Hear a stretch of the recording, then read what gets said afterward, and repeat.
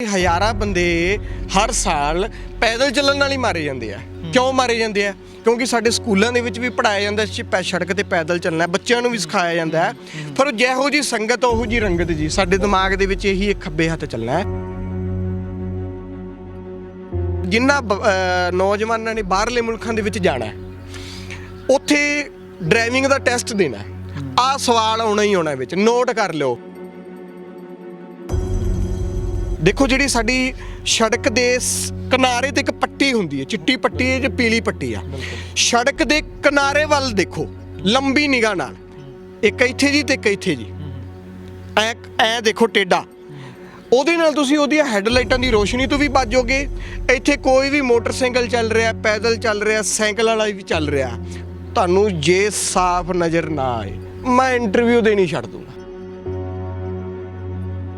ਹੁਣ ਇਸ 2-3 ਘੰਟਿਆਂ ਦੇ ਵਿੱਚ ਬਹੁਤ ਜਸਵੀਰ ਐਕਸੀਡੈਂਟ ਹੁੰਦੇ ਨੇ।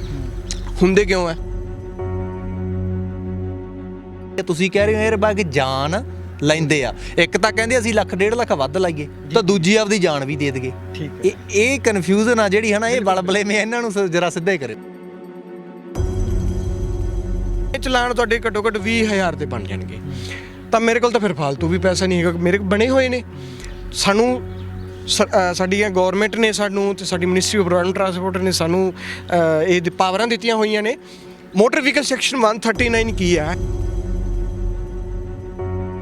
ਇੱਕ ਚੀਜ਼ ਨੂੰ ਲੈ ਕੇ ਬੜੇ ਕਮੈਂਟ ਹੈ ਕਿ ਤੁਸੀਂ ਸਾਨੂੰ ਦੱਸ ਰਹੇ ਹੋ ਵਹੀਕਲ ਦੇ ਹਿਸਾਬ ਦਾ ਨਹੀਂ ਅਪਣਾਓ।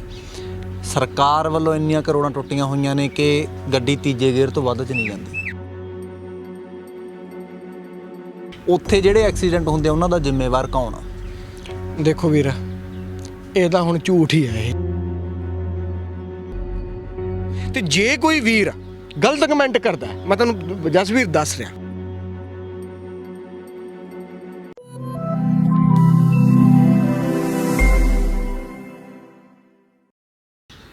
ਸਤਿ ਸ੍ਰੀ ਅਕਾਲ। ਤੁਸੀਂ ਆਰਐਮਬੀ ਟੈਲੀਵਿਜ਼ਨ ਦੇਖ ਰਹੇ ਹੋ, ਮੈਂ ਹਾਂ ਜਸ ਕਰੇਵਾਲ। ਡਰਾਈਵਰ ਇਸ ਸ਼ਬਦ ਤੋਂ ਅਸੀਂ ਸਾਰੇ ਜਾਣੂ ਹਾਂ, ਪਰ ਡਰਾਈਵਿੰਗ ਦੇ ਰੂਲਸ ਕਿ ਇਹਨਾਂ ਤੋਂ ਅਸੀਂ ਜਾਣੂ ਹਾਂ ਸ਼ਾਇਦ ਨਹੀਂ। ਕਿਸੇ ਵੀ ਵਹੀਕਲ ਨੂੰ ਚਲਾਉਣ ਵਾਲੇ ਨੂੰ ਸਿਰਫ ਅਸੀਂ ਉਸ ਨੂੰ ਡਰਾਈਵਰ ਨਹੀਂ ਕਹਿ ਸਕਦੇ। ਜਦੋਂ ਅਸੀਂ ਖੁਦ ਸੜਕ ਦੇ ਉੱਪਰ ਚੱਲਦੇ ਹਾਂ ਤਾਂ ਅਸੀਂ ਆਪਣੇ ਆਪ ਨੂੰ ਡਰਾਈਵ ਕਰ ਰਹੇ ਹੁੰਦੇ ਹਾਂ। ਉਦੋਂ ਚੱਲਣ ਦੇ ਵੀ ਕੁਝ ਰੂਲ ਨੇ ਜਿਨ੍ਹਾਂ ਦੀਆਂ ਅਸੀਂ ਅਕਸਰ ਧੱਜੀਆਂ ਉਡਾਉਂਦੇ ਹਾਂ। ਅੱਜ ਦੀ ਜਿਹੜੀ ਮੁਲਾਕਾਤ ਆ ਇਹ ਜਾਣਕਾਰੀ ਭਰਪੂਰ ਰਹੇਗੀ। ਪਿਛਲੇ ਦਿਨੀ ਇੱਕ ਮੁਲਾਕਾਤ ਆਉਂਦੀ ਆ, ਉਸ ਦੇ ਵਿੱਚ ਜਾਣਕਾਰੀ ਦਿੱਤੀ ਜਾਂਦੀ ਆ ਤੁਹਾਨੂੰ ਟ੍ਰੈਫਿਕ ਦੇ ਲਈ ਕਿ ਜੇਕਰ ਅਸੀਂ ਸੜਕੀ ਹਾਦਸਿਆਂ ਤੋਂ ਬਚਣਾ ਆ ਤਾਂ ਉਸ ਦੇ ਲਈ ਕੀ ਸਾਨੂੰ ਕਰਨਾ ਹੋਵੇਗਾ ਜਾਂ ਕੀ ਸਾਵਧਾਨੀਆਂ ਜਿਹੜੀਆਂ ਨੇ ਉਹ ਅਪਣਾਉਣੀਆਂ ਪੈਣਗੀਆਂ। ਮੇਰੇ ਨਾਲ ਉਸ ਵੇਲੇ ਮੁਨੀਸ਼ ਬਾਈ ਸੀ, ਅੱਜ ਵੀ ਮੇਰੇ ਨਾਲ ਹੋਣਗੇ। ਉਹਨਾਂ ਦੇ ਨਾਲ ਗੱਲਬਾਤ ਉਸ ਬਾਬਤ ਹੀ ਰਹੇਗੀ। ਖਾਸ ਗੱਲਬਾਤ ਉਸ ਇੰਟਰਵਿਊ ਨੂੰ ਅਸੀਂ ਅੱਗੇ ਕੰਟੀਨਿਊ ਰੱਖਾਂਗੇ ਕਿ ਜਿਹੜੇ ਸਵਾਲਾਤ ਲੋਕਾਂ ਦੇ ਉਸ ਸਰੋਤਿਆਂ ਦੇ ਉਸ ਇੰਟਰਵਿਊ ਦੇ ਵਿੱਚ ਆਏ ਸੀ, ਥੋੜ੍ਹੀ ਬਹੁਤ ਚਰਚਾ ਉਹਨਾਂ 'ਤੇ ਵੀ ਰਹੇਗੀ। ਅਤੇ ਹੋਰ ਟੌਪਿਕ ਜਿਹੜੇ ਸ਼ਾਇਦ ਨਹੀਂ ਛੇੜੇ ਗਏ, ਜਿਨ੍ਹਾਂ 'ਤੇ ਹਾਲੇ ਤੱਕ ਸ਼ਾਇਦ ਗੱਲਬਾਤ ਨਹੀਂ ਹੋਈ, ਤਾਂ ਉਹਨਾਂ ਟੌਪਿਕਸ 'ਤੇ ਵੀ ਅਸੀਂ ਜਿਹੜੀ ਅੱਜ ਗੱਲਬਾਤ ਕਰਾਂਗੇ। ਸਭ ਤੋਂ ਪਹਿਲਾਂ ਬਾਈ ਜੀ ਦਾ ਸਵਾਗਤ ਕਰਦੇ ਹਾਂ। ਮਨੀਸ਼ ਵੀਰੇ ਸਵਾਗਤ ਹੈ, ਸਤਿ ਸ਼੍ਰੀ ਅਕਾਲ। ਸਤਿ ਸ਼੍ਰੀ ਅਕਾਲ ਤੁਹਾਨੂੰ ਵੀ। ਮੈਨੂੰ ਦੁਬਾਰਾ ਤੁਸੀਂ ਇਸ ਲਾਇਕ ਸਮਝਿਆ। ਮੈਂ ਆਪਣੇ ਸਾਰੇ ਭਰਾਵਾਂ ਦਾ ਬਹੁਤ ਰਿਣੀ ਆ ਜਿਨ੍ਹਾਂ ਨੇ ਮੇਰੀ ਪਿਛਲੀ ਵੀਡੀਓ ਨੂੰ ਬਹੁਤ ਜ਼ਿਆਦਾ ਪਿਆਰ ਦਿੱਤਾ। ਉਹਨਾਂ ਦੇ ਵਿੱਚੋਂ ਬਹੁਤ ਸਾਰੇ ਕਮੈਂਟਸ ਆਏ ਕਿ ਸਾਨੂੰ ਇਹਨਾਂ ਗੱਲਾਂ ਬਾਰੇ ਦੱਸੋ। ਇਸ ਕਰਕੇ ਜਿਹੜਾ ਹੈਗਾ ਅਸੀਂ ਇਹ ਦੁਬਾਰਾ ਇੰਟਰਵਿਊ ਕਰ ਰਹੇ ਹਾਂ ਕਿ ਤੁਹਾਨੂੰ ਹਰ ਇੱਕ ਗੱਲ ਦਾ ਆਨਸਰ ਦਿੱਤਾ ਜੇ, ਇਹ ਮੇਰੀ ਜ਼ਿੰਮੇਵਾਰੀ ਆ।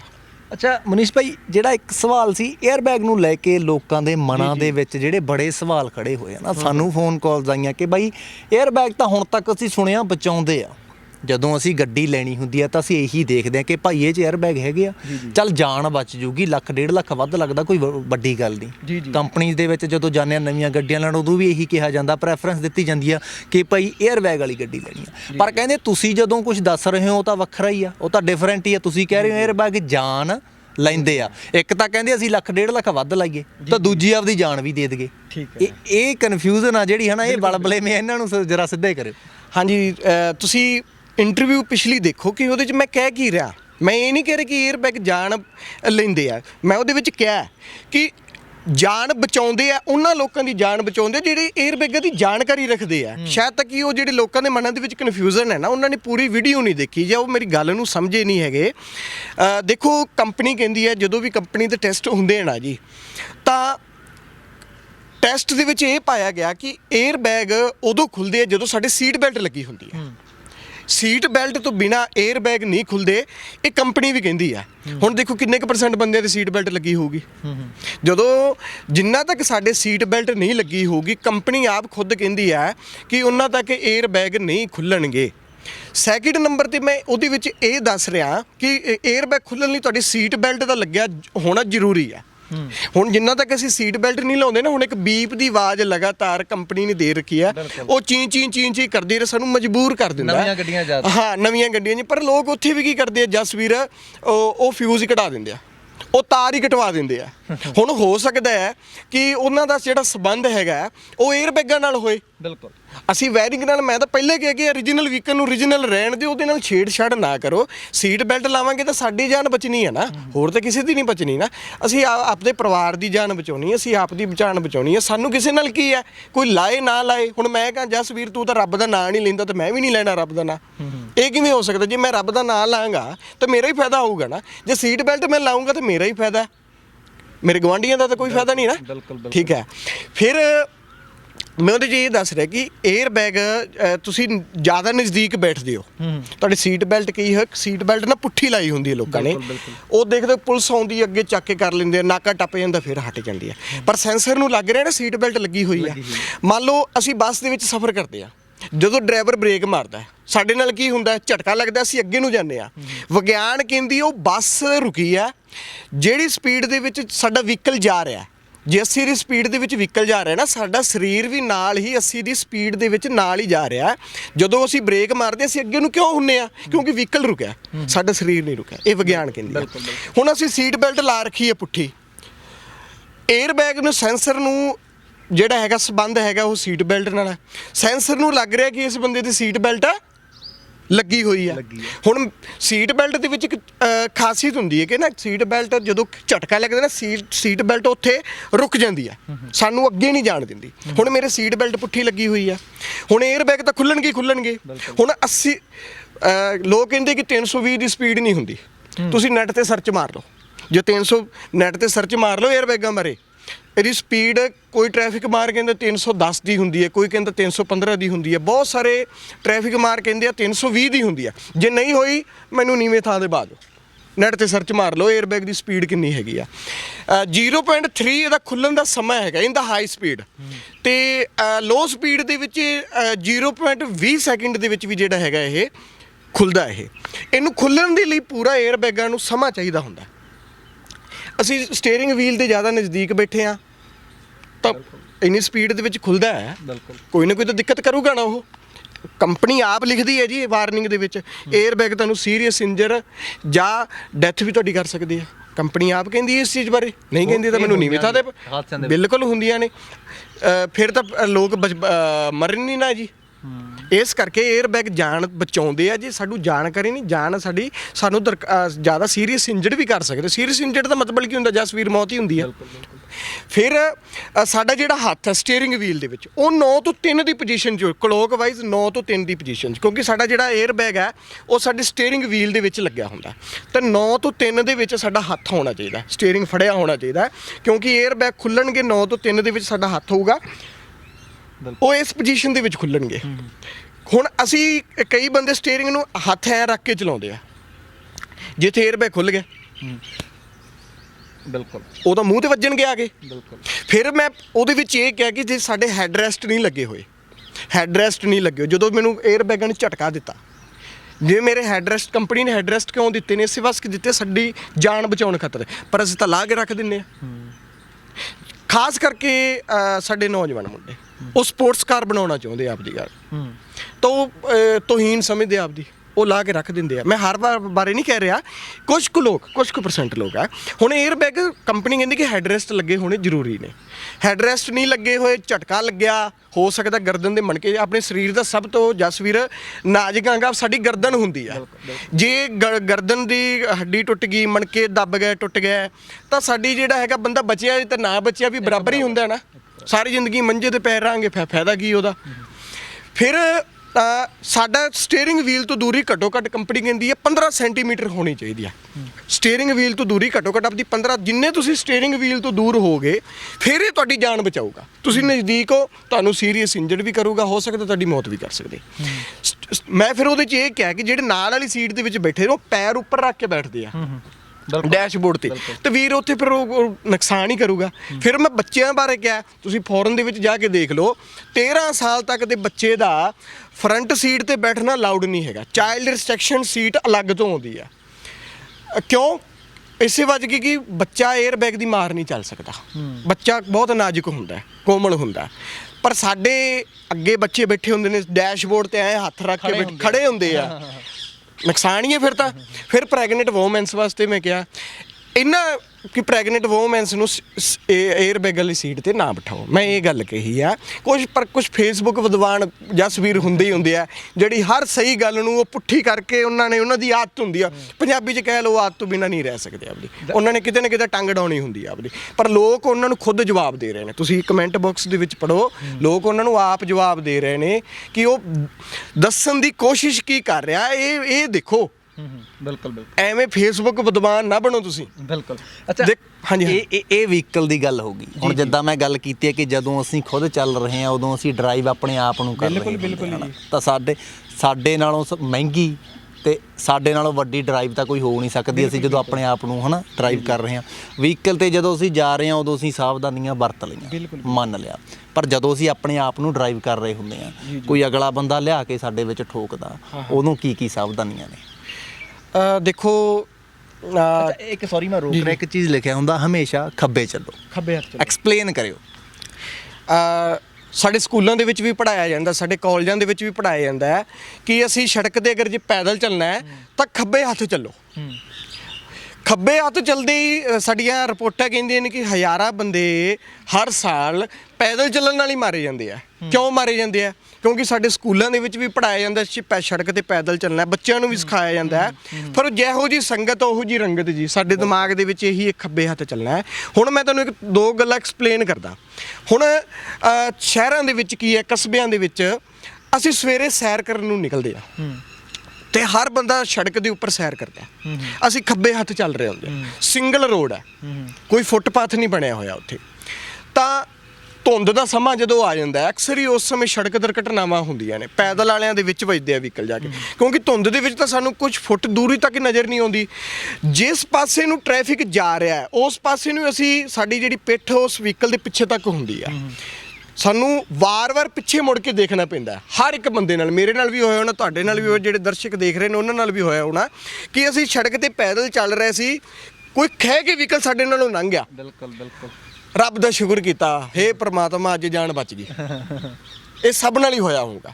ਹੁਣ ਦੇਖੋ ਕਿ ਹੋ ਸਕਦਾ ਜਿਹੜਾ ਪਿੱਛੋਂ ਬੰਦਾ ਆ ਰਿਹਾ ਉਹ ਅਨਟ੍ਰੇਨਡ ਹੋਵੇ, ਰਾਤ ਨੂੰ ਆਪਣੇ ਧੁੰਦ ਦੇ ਜ਼ਿਆਦਾ ਸਮਾਂ ਕੋਲੇ ਆ ਕੇ ਪਤਾ ਲੱਗੇ ਕੋਈ ਵਹੀਕਲ ਕੋਈ ਸੜਕ 'ਤੇ ਪੈਦਲ ਚੱਲ ਰਿਹਾ, ਉਹਨਾਂ ਸਮਾਂ ਹੀ ਨਹੀਂ ਉਹਦੇ ਕੋਲ ਬ੍ਰੇਕ ਲਾਉਣ ਦਾ।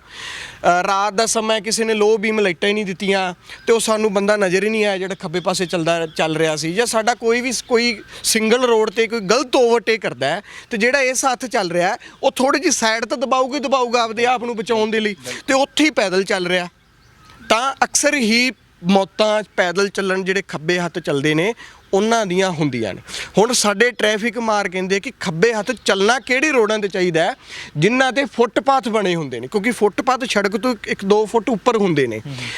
ਜਿਨ੍ਹਾਂ ਰੋਡਾਂ ਤੇ ਫੁੱਟਪਾਥ ਬਣੇ ਹੋਏ ਨੇ ਉਹਨਾਂ ਤੇ ਖੱਬੇ ਹੱਥ ਚੱਲਣਾ ਚਾਹੀਦਾ ਹੈ। ਪਰ ਜਿਨ੍ਹਾਂ ਰੋਡਾਂ ਤੇ ਫੁੱਟਪਾਥ ਨਹੀਂ ਬਣੇ ਹੋਏ, ਸਿੰਗਲ ਰੋਡ ਹੈ, ਉਹਨਾਂ ਦੇ ਸੱਜੇ ਹੱਥ ਚੱਲੋ। ਜਿਹੜੇ ਪਾਸੇ ਨੂੰ ਵਹੀਕਲ ਸਾਹਮਣੇ ਤੋਂ ਆ ਰਹੇ ਨੇ ਉਸ ਹੱਥ ਚੱਲੋ। ਹੁਣ ਪਿੱਛੋਂ ਵਾਰ-ਵਾਰ ਮੈਂ ਪਿੱਛੇ ਮੁੜ ਕੇ ਥੋੜਾ ਦੇਖ ਸਕਦਾ, ਹੋ ਸਕਦਾ ਮੈਂ ਦੇਖਣ 'ਚ ਦੇਰੀ ਰਹਿ ਗਈ ਹੋਵੇ, ਕਿਸੇ ਨੇ ਆ ਕੇ ਦੇ ਮੇਰੇ 'ਚ ਵਹੀਕਲ ਮਾਰਤਾ। ਇਸ ਦੇ ਉਲਟ ਜੇ ਮੈਂ ਸੱਜੇ ਪਾਸੇ ਚੱਲ ਰਿਹਾ, ਮੈਨੂੰ ਸਾਹਮਣੇ ਤੋਂ ਆਉਂਦਾ ਟ੍ਰੈਫਿਕ ਜਸਵੀਰ ਬਹੁਤ ਦੂਰ ਤੋਂ ਨਜ਼ਰ ਆ ਰਿਹਾ, ਕੋਲ ਆਉਂਦੇ ਜੇ ਉਹਦਾ ਮੈਂ ਬੈਲੈਂਸ ਵਿਗੜਦਾ ਦੇਖਦਾ ਵੀ ਆ ਤਾਂ ਮੈਂ ਭੱਜ ਕੇ ਸਾਈਡ ਤੇ ਤਾਂ ਹੋ ਸਕਦਾ ਨਾ, ਪੋਸੀਬਿਲਿਟੀ ਹੈਗੀ, ਪੋਸੀਬਿਲਿਟੀ ਹੈ। ਇਹ ਸਾਡੀ ਦੁਨੀਆ ਟ੍ਰੈਫਿਕ ਮਾਰ ਕਹਿੰਦੇ ਆ ਕਿ ਸਿੰਗਲ ਰੋਡਾਂ ਤੇ ਪੈਦਲ ਚੱਲਣਾ ਹੈ ਤਾਂ ਤੁਸੀਂ ਸੜਕ ਦੇ ਸੱਜੇ ਹੱਥ ਚੱਲੋ। ਜਿਹਨੇ ਰੋਡਾਂ ਤੇ ਫੁੱਟਪਾਥ ਨਹੀਂ ਬਣੇ ਹੋਏ, ਜਿਨ੍ਹਾਂ ਦੇ ਫੁੱਟਪਾਥ ਬਣੇ ਉੱਤੇ ਤੁਸੀਂ ਖੱਬੇ ਚੱਲ ਸਕਦੇ ਹੋ, ਪਰ ਜਿਨ੍ਹਾਂ ਦੇ ਫੁੱਟਪਾਥ ਨਹੀਂ ਬਣੇ, ਟ੍ਰੈਫਿਕ ਮਾਰ ਦੀ ਸੁਜੈਸ਼ਨ ਹੈ ਇਹ ਕਿ ਤੁਸੀਂ ਸੜਕ ਦੇ ਸੱਜੇ ਹੱਥ ਚੱਲੋ ਜਿਹੜੇ ਪਾਸੇ ਨੂੰ ਟ੍ਰੈਫਿਕ ਆ ਰਿਹਾ, ਕਿਉਂਕਿ ਸਾਹਮਣੇ ਆਉਂਦੇ ਟ੍ਰੈਫਿਕ ਤੋਂ ਬਚਣਾ ਸਾਨੂੰ ਸੌਖਾ ਹੈਗਾ ਜੀ। ਇਸ ਮੈਂ ਸਾਡੇ ਅਧਿਆਪਕਾਂ ਨੂੰ ਵੀ ਬੇਨਤੀ ਕਰਨਾ ਚਾਹੁੰਦਾ ਕਿ ਆਪ ਬੱਚਿਆਂ ਨੂੰ ਸਿਖਾਓ ਕਿ ਬੱਚੇ ਇੱਕ ਚਿੱਟੀ ਚਾਦਰ ਹੁੰਦੇ ਨੇ, ਇਹਨਾਂ ਨੂੰ ਜਿਵੇਂ ਮਰਜ਼ੀ ਰੰਗ ਦਿਓ। ਬਿਲਕੁਲ ਬਿਲਕੁਲ। ਅਧਿਆਪਕਾਂ ਨੂੰ ਵੀ ਸਮਝਾਉਣਾ ਚਾਹੀਦਾ ਬੱਚਿਆਂ ਨੂੰ ਕਿ ਜੇ ਤੁਸੀਂ ਪੈਦਲ ਚੱਲਣਾ ਸੱਜੇ ਹੱਥ ਚੱਲੋ, ਫਿਰ ਜੇ ਸੜਕ ਨੂੰ ਕ੍ਰੋਸ ਕਰਨਾ, ਇਹ ਸਾਡੇ ਅਧਿਆਪਕਾਂ ਅੱਗੇ ਬੇਨਤੀ ਹੈ, ਬੱਚਿਆਂ ਨੂੰ ਸਿਖਾਓ। ਮਾਤਾ ਪਿਤਾ ਦੇ ਅੱਗੇ ਵੀ ਬੇਨਤੀ ਹੈ ਕਿ ਸੜਕ ਨੂੰ ਅਗਰ ਬੱਚੇ ਭੱਜ ਕੇ ਕ੍ਰੋਸ ਕਰਦੇ ਆ, ਅਕਸਰ ਹੀ ਸੜਕ ਦੁਰਘਟਨਾਵਾਂ ਹੁੰਦੀਆਂ ਰਹਿੰਦੀਆਂ, ਬੱਚਿਆਂ ਨੂੰ ਸਿਖਾਓ। ਬੱਚੇ ਦੇ ਮਾਈਂਡ ਦੇ ਵਿੱਚ ਇਹੋ ਜਿਹੀ ਗੱਲ ਦੱਸੋ ਕਿ ਬੱਚੇ ਸੜਕ ਤੇ ਜਾਣ ਹੀ ਨਾ, ਅਗਰ ਉਹ ਜਾਂਦੇ ਵੀ ਆ ਤਾਂ ਉਹਨਾਂ ਨੂੰ ਸਮਝਾਓ ਕਿ ਪਹਿਲਾਂ ਰੁਕਣਾ ਹੈ, ਸੜਕ ਨੂੰ ਕ੍ਰੋਸ ਕਰਨ ਤੋਂ ਪਹਿਲਾਂ ਰੁਕਣਾ ਹੈ, ਉਹਨਾਂ ਨੂੰ ਪ੍ਰੈਕਟਿਸ ਕਰਾਓ, ਫਿਰ ਸੱਜੇ ਖੱਬੇ ਦੇਖਣਾ। ਜੇਕਰ ਕੋਈ ਵਹੀਕਲ ਨਹੀਂ ਆਉਂਦਾ ਤਾਂ ਤੁਸੀਂ ਸੜਕ ਕ੍ਰੋਸ ਕਰ ਸਕਦੇ ਹੋ। ਮੈਨੂੰ ਪਿਛਲੀ ਇੰਟਰਵਿਊ ਦੇ ਵਿੱਚ ਇੱਕ ਫੋਨ ਆਇਆ, ਹੁਸ਼ਿਆਰਪੁਰ ਦਾ ਮੇਰਾ ਵੀਰ ਹੈ, ਉਹ ਕਹਿੰਦਾ ਮੈਂ ਮੇਰੇ 8 ਸਾਲ ਦਾ ਬੇਟਾ ਹੈ, ਮੈਂ ਆਪਦੇ ਬੇਟੇ ਨੂੰ ਇੰਨਾ ਕੁ ਟ੍ਰੇਨਡ ਕੀਤਾ ਹੋਇਆ ਨਾ ਕਿ ਮੈਂ ਉਹਨੂੰ ਫਰੰਟ ਸੀਟ ਤੇ ਬਿਠਾਉਂਦਾ ਹੀ ਨਹੀਂ। ਮੈਂ ਆਪਦਾ ਸਾਰਾ ਕੁਝ ਬੱਚੇ ਨੂੰ ਸਿਖਾਇਆ ਹੋਇਆ ਕਿ ਆਹ ਗੇਅਰ ਹੈ, ਜੇ ਤੂੰ ਕਈ ਵਾਰ ਮੈਂ ਨਿਕਲ ਗਿਆ, ਇੱਥੋਂ ਗੱਡੀ ਸਟਾਰਟ ਹੋ ਜਾਂਦੀ ਹੈ, ਇਹਨੂੰ ਹੱਥ ਨਹੀਂ ਲਾਉਣਾ, ਆ ਗੇਅਰ ਹੈ, ਇੱਥੋਂ ਵਹੀਕਲ ਚੱਲਦਾ ਹੈ, ਐਕਸੀਡੈਂਟ ਹੋ ਸਕਦਾ ਹੈ, ਜੇ ਗੱਡੀ ਰੁੜ ਜੇ ਤਾਂ ਆ ਹੈਂਡ ਬ੍ਰੇਕ ਹੈ। ਕਹਿੰਦਾ ਮੈਂ ਵਿਦ ਇਨ ਉਹਨੂੰ ਪ੍ਰੈਕਟਿਸ ਕਰਕੇ ਆਪਦੇ ਬੱਚੇ ਨੂੰ ਸਿਖਾਉਣਾ, ਤੇ ਮੇਰਾ ਬੱਚਾ ਬਹੁਤ ਜ਼ਿਆਦਾ ਟ੍ਰੇਨਡ ਹੋ ਚੁੱਕਾ ਹੈ ਇਸ ਮਾਮਲੇ ਦੇ ਵਿੱਚ। ਪਰ ਉਹਨੂੰ ਇਹ ਮੈਂ ਸਮਝਾਉਣਾ ਕਿ 18 ਸਾਲ ਜਿੰਨਾ ਤੱਕ ਤੇਰਾ ਡਰਾਈਵਿੰਗ ਲਾਇਸੈਂਸ ਨਹੀਂ ਬਣਦਾ, ਤੂੰ ਵਹੀਕਲ ਦੇ ਨਜ਼ਦੀਕ ਨਹੀਂ ਆਉਣਾ, ਕਿਉਂਕਿ ਤੇਰੇ ਤੋਂ ਐਕਸੀਡੈਂਟ ਹੋ ਗਿਆ ਤੇ ਤੂੰ ਆਪਦੇ ਫਾਦਰ ਤੇ ਮਦਰ ਨੂੰ ਚਾਹੇਂਗਾ ਜੇਲ੍ਹ ਹੋ ਜੇ। ਤੇ ਮੇਰਾ ਬੱਚਾ ਕਹਿੰਦਾ ਇੰਨਾ ਕਿ ਸਮਝਦਾਰ ਹੈ ਨਾ, ਉਹ ਵਹੀਕਲ ਦੇ ਨੇੜੇ ਨਹੀਂ ਆਉਂਦਾ ਤੇ ਫਰੰਟ ਸੀਟ ਤੇ ਨਹੀਂ ਬੈਠਦਾ। ਇਹ ਸਾਨੂੰ ਸਿਖਾਉਣਾ ਚਾਹੀਦਾ ਬੱਚਿਆਂ ਦੇ ਵਿੱਚ। ਸਭ ਤੋਂ ਪਹਿਲਾਂ ਤਾਂ ਬੱਚੇ ਦਾ ਜਿਹੜਾ ਅਧਿਆਪਕ ਹੁੰਦਾ ਉਹ ਮਾਂ ਪਿਓ ਹੁੰਦਾ, ਤੇ ਸੈਕਿੰਡ ਨੰਬਰ ਤੇ ਜਿਹੜੇ ਸਕੂਲ ਦੇ ਵਿੱਚ ਪੜ੍ਹਦਾ ਉਹ ਟੀਚਰ ਹੁੰਦਾ। ਬੱਚਿਆਂ ਨੂੰ ਸਮਝਾਉਣਾ ਚਾਹੀਦਾ ਕਿ ਸੜਕਾਂ ਨੂੰ ਕ੍ਰੋਸ ਨਹੀਂ ਕਰਨਾ ਚਾਹੀਦਾ ਭੱਜ ਕੇ, ਪਹਿਲਾਂ ਰੁਕੋ, ਸੱਜੇ ਖੱਬੇ ਦੇਖੋ, ਫਿਰ ਤੁਸੀਂ ਕ੍ਰੋਸ ਕਰੋ। ਜੇ ਕੋਈ ਵਹੀਕਲ ਆ ਰਿਹਾ ਤਾਂ ਕ੍ਰੋਸ ਨਾ ਕਰੋ। ਤੁਸੀਂ ਸਿਖਾਉਣ ਦੀ ਗੱਲ ਕੀਤੀ ਹੈ, ਪਰ ਜਿਵੇਂ ਆਪਾਂ ਦੱਸ ਰਹੇ ਸੀ ਕਿ ਸੜਕ ਕ੍ਰੋਸ ਕਿਵੇਂ ਕਰਨੀ ਹੈ, ਸੱਜੇ ਦੇਖੋ ਖੱਬੇ ਦੇਖੋ, ਇਹ ਚੀਜ਼ਾਂ ਸਾਨੂੰ ਸਕੂਲ ਦੇ ਵਿੱਚ ਦੱਸੀਆਂ ਜਾਂਦੀਆਂ। ਹਾਂਜੀ ਹਾਂਜੀ। ਇਹ ਚੀਜ਼ ਦੱਸੀ ਜਾਂਦੀ ਹੈ ਕਿ ਖੱਬੇ ਪਾਸੇ ਚੱਲੋ, ਪਰ ਜਿੰਨੀ ਡਿਟੇਲ ਦੇ ਵਿੱਚ ਤੁਸੀਂ ਸਮਝਾਇਆ, ਇੰਨੀ ਡਿਟੇਲ ਦੇ ਵਿੱਚ ਸਾਨੂੰ ਨਹੀਂ ਦੱਸਿਆ ਜਾਂਦਾ ਕਿ ਕਿਸ ਸੜਕ ਤੇ ਖੱਬੇ ਚੱਲਣਾ। ਖੱਬੇ ਚੱਲਣਾ ਇਹ ਨਹੀਂ ਹੈ ਕਿ ਹਰ ਸੜਕ ਤੇ ਖੱਬੇ ਚੱਲੋ, ਕਿਸ ਸੜਕ ਤੇ ਖੱਬੇ ਚੱਲਣਾ ਇਹ ਚੀਜ਼ ਸਾਨੂੰ ਨਹੀਂ ਦੱਸੀ ਜਾਂਦੀ। ਹੁਣ ਜਿੱਦਾਂ ਤੁਸੀਂ ਐਕਸੀਡੈਂਟ ਦੀ ਗੱਲ ਕੀਤੀ ਹੈ ਕਿ ਰਾਤ ਸਮੇਂ ਭਾਈ ਬੜੇ ਐਕਸੀਡੈਂਟ ਹੁੰਦੇ ਆ, ਹਾਦਸੇ ਜੇ ਆਪਾਂ ਦੇਖੀਏ 100 ਹਾਦਸਾ ਹੋਇਆ ਤਾਂ ਲਗਭਗ 60-65 ਹਾਦਸੇ ਜਿਹੜੇ ਆ ਰਾਤ ਸਮੇਂ ਹੁੰਦੇ ਆ। ਉਦੋਂ ਕਿਹੜੇ ਰੂਲਸ ਜਿੱਦਾਂ ਜਾਂ ਉਹ ਕਹਿ ਲਈਏ ਬਚ ਕਿਵੇਂ ਸਕਦੇ ਆ, ਜਿਹੜੇ ਰਾਤ ਸਮੇਂ ਹਾਦਸੇ ਹੁੰਦੇ ਆ ਉਹਨਾਂ ਤੋਂ ਬਚਿਆ ਕਿਵੇਂ ਜਾ ਸਕਦਾ ਹੈ? ਦਿਨ ਦੇ ਮੁਕਾਬਲੇ ਰਾਤ ਨੂੰ ਡਰਾਈਵਿੰਗ ਬਹੁਤ ਭਰੀ ਚੁਣੌਤੀਆਂ ਭਰਿਆ ਹੁੰਦਾ। ਟ੍ਰੈਫਿਕ ਮਾਰ ਮੰਨਦੇ ਕਿ ਰਾਤ ਨੂੰ ਐਕਸੀਡੈਂਟ ਬਹੁਤ ਜ਼ਿਆਦਾ ਹੁੰਦੇ ਨੇ। ਹੁਣ ਜਦੋਂ ਜਸਵੀਰ ਸੂਰਜ ਛਿਪਦਾ, ਸਾਡੀਆਂ ਲਾਈਟਾਂ ਆਨ ਹੁੰਦੀਆਂ ਨੇ, ਉਹ ਸਮਾਂ ਇੰਨਾ ਕੁ ਭਿਆਨਕ ਹੁੰਦਾ ਨਾ ਕਿ ਨਾ ਤਾਂ ਉਸ ਸਮੇਂ ਪੂਰਾ ਸੂਰਜ ਡੁੱਬਿਆ ਹੁੰਦਾ ਤੇ ਨਾ ਹੀ ਸਾਡੀ ਹੈੱਡਲਾਈਟਾਂ ਦੀ ਇੰਨੀ ਰੋਸ਼ਨੀ ਹੁੰਦੀ। ਉਸ ਸਮੇਂ ਹਰ ਇੱਕ ਬੰਦਾ ਹੈੱਡਲਾਈਟਾਂ ਆਪਣੀਆਂ ਔਨ ਕਰਦਾ ਹੈ, ਤਾਂ ਉਹ ਸਮਾਂ ਉਹੀ 2 ਘੰਟੇ 3 ਘੰਟੇ ਨਾ ਉਹ ਸਭ ਤੋਂ ਖਤਰਨਾਕ ਸਾਡੇ ਨਾਈਟ ਡਰਾਈਵਿੰਗ ਦੇ ਵਿੱਚ ਜਸਵੀਰ ਮੰਨੇ ਜਾਂਦੇ ਆ। ਇਹ 2-3 ਘੰਟਿਆਂ ਬਾਅਦ ਦੇ ਵਿੱਚ ਹੀ ਸਾਨੂੰ ਬਹੁਤ ਜ਼ਿਆਦਾ ਸਾਵਧਾਨੀ ਵਰਤਣੀ ਚਾਹੀਦੀ ਹੈ। 6 ਤੋਂ ਲੈ ਕੇ 9 ਵਜੇ ਤੱਕ ਦਾ ਸਮਾਂ, ਬਸ ਇਹੀ ਤੁਸੀਂ ਲਾ ਲਓ, ਜਦੋਂ ਸੂਰਜ ਛਿਪਦਾ, ਸੂਰਜ ਛਿਪਣ ਤੋਂ ਕੋਈ ਅੱਧੇ ਕੁ ਘੰਟੇ ਬਾਅਦ ਤੇ ਸੂਰਜ ਚੜ੍ਹਨ ਤੋਂ ਕੋਈ ਅੱਧੇ ਕੁ ਘੰਟੇ ਪਹਿਲਾਂ ਜਿਹੜਾ ਹੈਗਾ, ਉਸ ਸਮੇਂ ਨਾ ਤਾਂ ਇੰਨੀ ਜਿਹੜਾ ਹੈਗਾ ਹਨੇਰਾ ਹੁੰਦਾ, ਸੋਜਲਾ ਜਿਹਾ ਹੁੰਦਾ। ਉਸ ਸਮੇਂ ਲਾਈਟਾਂ ਦੀ ਵੀ ਅੱਖਾਂ ਦੇ ਵਿੱਚ ਰੋਸ਼ਨੀ ਬਹੁਤ ਜ਼ਿਆਦਾ ਵੱਜਦੀ ਹੈ। ਫਿਰ ਜਦੋਂ 10 ਵਜੇ ਤੋਂ ਬਾਅਦ 11 ਵਜੇ ਤੋਂ ਬਾਅਦ ਸੜਕਾਂ ਤੇ ਉਹੀ ਬੰਦਾ ਰਹਿ ਜਾਂਦਾ ਜਿਹੜਾ ਰੂਟੀਨ ਦੇ ਵਿੱਚ ਚੱਲਦਾ, ਘਟ ਜਾਂਦਾ। ਹੁਣ ਇਸ 2-3 ਘੰਟਿਆਂ ਦੇ ਵਿੱਚ ਬਹੁਤ ਜਸਵੀਰ ਐਕਸੀਡੈਂਟ ਹੁੰਦੇ ਨੇ। ਹੁੰਦੇ ਕਿਉਂ ਹੈ? ਹਰ ਬੰਦਾ, ਤੁਸੀਂ ਆਪ ਹੀ ਕਮੈਂਟ ਬਾਕਸ ਦੇ ਵਿੱਚ ਪੜ੍ਹ ਲਓ ਕਿ ਲੋਕ ਕਹਿ ਰਹੇ ਆ ਕਿ 90% 95% ਲੋਕ ਹਾਈ ਬੀਮ ਤੇ ਚੱਲਦੇ ਆ। ਹਾਈ ਬੀਮ ਤੇ ਚੱਲਣਾ ਬਹੁਤ ਜ਼ਿਆਦਾ ਖਤਰਨਾਕ ਹੁੰਦਾ, ਕਿਉਂਕਿ ਤੁਸੀਂ ਇੱਕ ਹਿਸਾਬ ਨਾਲ ਅੰਨਾ ਹੀ ਕਰ ਰਹੇ ਹੋ ਕਿਸੇ ਨੂੰ। ਬਿਲਕੁਲ ਜੀ, ਬਿਲਕੁਲ। ਹਾਈ ਬੀਮ ਅੱਜ ਕੱਲ੍ਹ ਨਾ ਲੋਕਾਂ ਨੇ ਐਕਸਟਰਾ ਵਿੱਚ ਜਸਵੀਰ ਜਿਹੜੀ ਕੰਪਨੀ ਨੇ ਲਾਈਟਾਂ ਦਿੱਤੀਆਂ ਹੋਈਆਂ ਨਾ, ਉਹ ਵੀ ਲਾਈਟਾਂ ਚੇਂਜ ਕਰਵਾ ਲੈਂਦੇ ਨੇ, ਹਾਈ ਵੋਲਟੇਜ ਦੀਆਂ ਪਵਾ ਲੈਂਦੇ ਨੇ। ਸੈਕਿੰਡ ਨੰਬਰ 'ਤੇ ਐਕਸਟਰਾ ਦੇ ਵਿੱਚ ਲਾਈਟਾਂ ਵੀ ਬਹੁਤ ਜ਼ਿਆਦਾ ਲੋਕ ਲਵਾ ਲੈਂਦੇ ਆ। ਉਹ ਇੰਨੀ ਕੁ ਰੋਸ਼ਨੀ ਜ਼ਿਆਦਾ ਤੇਜ਼ ਹੋ ਜਾਂਦੀ ਹੈ, ਫਿਰ ਲੋਕ ਲੋ ਬੀਮ ਨਹੀਂ ਕਰਦੇ। ਅਤੇ ਸਮਝ ਲਓ ਇੱਕ ਅਸੀਂ ਦੂਸਰੇ ਸਾਹਮਣੇ ਤੋਂ ਆ ਰਹੇ ਟ੍ਰੈਫਿਕ ਨੂੰ ਅਸੀਂ ਅੰਨਾ ਹੀ ਕਰ ਰਹੇ ਹਾਂ। ਹੁਣ ਰੱਬ ਨਾ ਕਰੇ ਅੱਗੇ ਸੜਕ ਤੇ ਕੋਈ ਵਹੀਕਲ ਖਰਾਬ ਖੜਾ, ਮੈਨੂੰ ਤਾਂ ਨਜ਼ਰ ਹੀ ਨਹੀਂ ਆ ਰਿਹਾ, ਕੋਈ ਸਲੋ ਮੂਵਿੰਗ ਵਹੀਕਲ ਚੱਲ ਰਿਹਾ, ਜਿਵੇਂ ਟਰੈਕਟਰ ਟਰਾਲੀ ਚੱਲ ਰਹੀ ਹੈ, ਜਾਂ ਸੜਕ ਦੇ ਉੱਪਰ ਕੋਈ ਖੱਡਾ ਹੈ, ਜਾਂ ਸੜਕ ਦੇ ਉੱਪਰ ਕੋਈ ਵਹੀਕਲ ਖਰਾਬ ਖੜਾ ਹੈ, ਮੈਨੂੰ ਲੋ ਬੀਮ ਜਿੰਨਾ ਤੱਕ ਉਹ ਲਾਈਟ ਨਹੀਂ ਦਿੰਦਾ ਮੈਨੂੰ ਉਹ ਨਜ਼ਰ ਹੀ ਨਹੀਂ ਆਉਂਦਾ। ਇਸ ਕਰਕੇ ਸੜਕੀ ਹਾਦਸੇ ਜ਼ਿਆਦਾ ਹੁੰਦੇ ਨੇ। ਲੋਕ ਆਪ, ਮੈਂ ਨਹੀਂ ਕਹਿੰਦਾ, ਲੋਕ ਆਪ ਹੀ ਕਹਿੰਦੇ ਆ ਕਿ 90-95% ਲੋਕ ਹਾਈ ਬੀਮ ਦਾ ਇਸਤੇਮਾਲ ਹੀ ਕਰਦੇ ਆ। ਹੁਣ ਇਸ ਦੇ ਉਲਟ ਜਿੱਥੇ ਜਦੋਂ ਅਸੀਂ ਆਪਾਂ ਚੰਡੀਗੜ੍ਹ ਦੇ ਵਿੱਚ ਵੜ ਜਾਂਦੇ ਹਾਂ, ਉੱਥੇ ਲੋਕ ਫਿਰ ਕੋਈ ਹਾਈ ਬੀਮ ਕਰ ਲੈਂਦੇ ਆ। ਸਟਰੀਟ ਲਾਈਟਾਂ ਦਾ ਨਿਯਮ ਹੈ ਜਸਵੀਰ ਹੈ ਕਿ ਜਿੱਥੇ ਵੀ ਸਟਰੀਟ ਲਾਈਟਾਂ ਨੇ ਨਾ, ਅਸੀਂ ਉੱਥੇ ਅਗਰ ਹਾਈ ਬੀਮ ਤੇ ਚੱਲਾਂਗੇ ਤਾਂ ਸਾਡਾ ਚਲਾਨ ਹੈ, ਤੇ ਉੱਥੇ ਸਾਨੂੰ ਲੋ ਬੀਮ ਦੇ ਵਿੱਚ ਚੱਲਣਾ ਪੈਂਦਾ ਹੈ। ਪਰ ਜਦੋਂ ਕਿੱਥੇ ਵੀ ਸਟਰੀਟ ਲਾਈਟ ਨਹੀਂ, ਅਸੀਂ ਹਾਈ ਬੀਮ ਯੂਜ਼ ਕਰ ਸਕਦੇ ਹਾਂ। ਪਰ ਅਗਰ ਦੇਖੋ ਅੱਜ ਕੱਲ੍ਹ ਤਾਂ ਡਬਲ ਰੋਡਾਂ ਬਣ ਗਈਆਂ, ਬਿਲਕੁਲ ਠੀਕ ਹੈ, ਤਾਂ ਇੱਕ ਪਾਸੇ ਤਾਂ ਟ੍ਰੈਫਿਕ ਜਾਣ ਆਉਣ ਵਾਸਤੇ ਰਸਤਾ ਹੀ ਲੱਗ ਗਿਆ, ਪਰ ਫਿਰ ਵੀ ਦਿੱਕਤ ਆਉਂਦੀ ਹੈ ਪਰ ਸਿੰਗਲ ਰੋਡਾਂ 'ਤੇ ਬਹੁਤ ਜ਼ਿਆਦਾ ਦਿੱਕਤ ਹੈ। ਹੁਣ ਇੰਟਰਨੈਸ਼ਨਲ ਕਾਨੂੰਨ ਹੈ, ਜਿਨ੍ਹਾਂ ਨੌਜਵਾਨਾਂ ਨੇ ਬਾਹਰਲੇ ਮੁਲਕਾਂ ਦੇ ਵਿੱਚ ਜਾਣਾ ਹੈ, ਉੱਥੇ ਡਰਾਈਵਿੰਗ ਦਾ ਟੈਸਟ ਦੇਣਾ ਹੈ, ਆਹ ਸਵਾਲ ਆਉਣਾ ਹੀ ਆਉਣਾ ਵਿੱਚ, ਨੋਟ ਕਰ ਲਿਓ। ਨਾਈਟ ਡਰਾਈਵਿੰਗ ਬਾਰੇ ਤਾਂ ਉਹਨਾਂ ਨੇ ਪੁੱਛਣਾ ਹੀ ਪੁੱਛਣਾ। ਉਹ ਪੁੱਛਦੇ ਕਿ ਜੇ ਸਿੰਗਲ ਰੋਡ ਤੋਂ ਜਾਂ ਸਾਹਮਣੇ ਤੋਂ ਕੋਈ ਟ੍ਰੈਫਿਕ ਆ ਰਿਹਾ, ਤੁਸੀਂ ਆਪਣੇ ਵਹੀਕਲ ਦੀਆਂ ਕਿੰਨੇ ਮੀਟਰ ਪਹਿਲਾਂ ਲੋ ਬੀਮ ਲਾਈਟਾਂ ਕਰ ਲੋਗੇ। ਤਾਂ ਸਵਾਲ ਨੋਟ ਕਰ ਲਓ ਦਰਸ਼ਕ ਵੀਰੋ, 150 ਤੋਂ 200 ਮੀਟਰ ਪਹਿਲਾਂ ਤੁਸੀਂ ਆਪਣੀਆਂ ਲਾਈਟਾਂ ਨੂੰ ਲੋ ਬੀਮ ਤੇ ਕਰ ਲਓ। ਇਹ ਇੰਟਰਨੈਸ਼ਨਲ ਸਵਾਲ ਹੈ, ਨੋਟ ਕਰ ਲਓ। 150 ਤੋਂ 200 ਮੀਟਰ ਪਿੱਛੇ ਮੈਨੂੰ ਵੀ ਕਰਨਾ ਚਾਹੀਦਾ ਤੇ ਸਾਹਮਣੇ ਵਾਲੇ ਨੂੰ ਵੀ ਕਰਨਾ ਚਾਹੀਦਾ, ਦੋਨਾਂ ਦਾ ਹੀ ਫਾਇਦਾ ਹੈ। ਕਿਉਂਕਿ ਮੈਨੂੰ ਵੀ ਸਾਹਮਣੇ ਦੀ ਸੜਕ ਬਿਲਕੁਲ ਸਾਫ਼ ਨਜ਼ਰ ਆ ਰਹੀ ਹੈ, ਉਹਨੂੰ ਵੀ ਸੜਕ ਸਾਫ਼ ਨਜ਼ਰ ਆਊਗੀ, ਤਾਂ ਐਕਸੀਡੈਂਟ ਹੋਣ ਦਾ ਨਾਂ ਹੀ ਨਹੀਂ ਹੈਗਾ।